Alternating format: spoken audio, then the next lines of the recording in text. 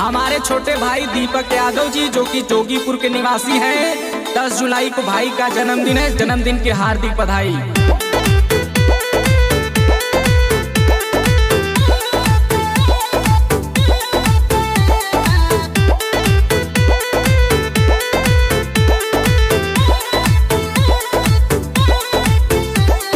दीपक यादव के बोला happy birthday two you. Deepak Yadav के बोला हैप्पी बर्थडे टू यू।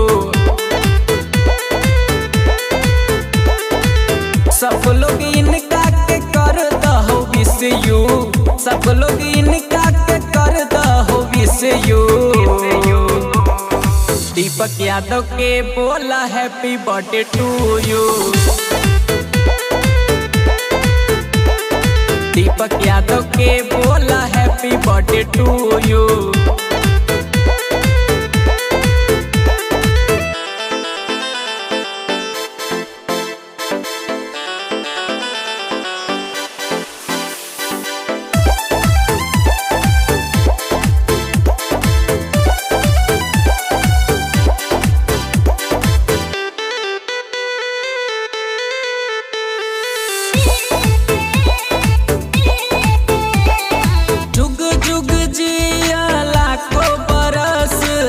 ए मोरे भाई हो, छू के पौआ आशीर्वाद सब कर ले लाए भाई हो।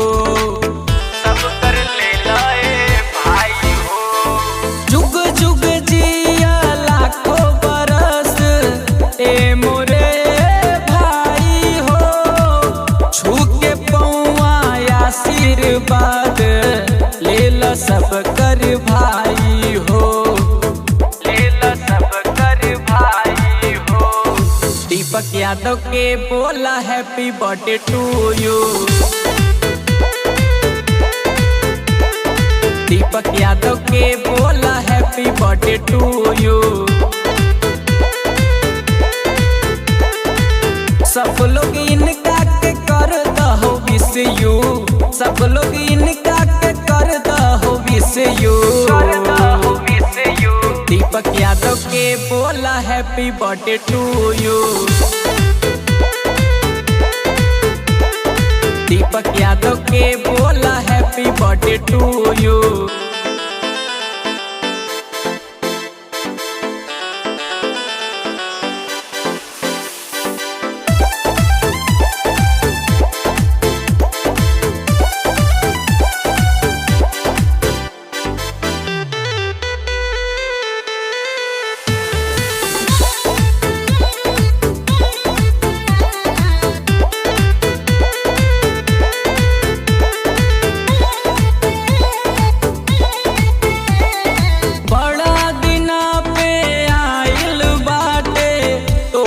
जन्म दिनवा हो, पूरा परिवार खुश बाटे।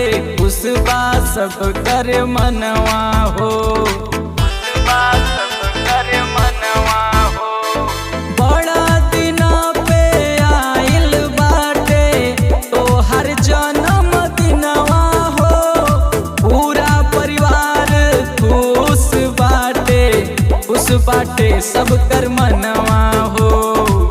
खुश बाटे सब कर मनवा हो। राजन राय बोला तारे happy birthday two you. Deepak Yadav के बाटे हैप्पी बर्थडे टू यू।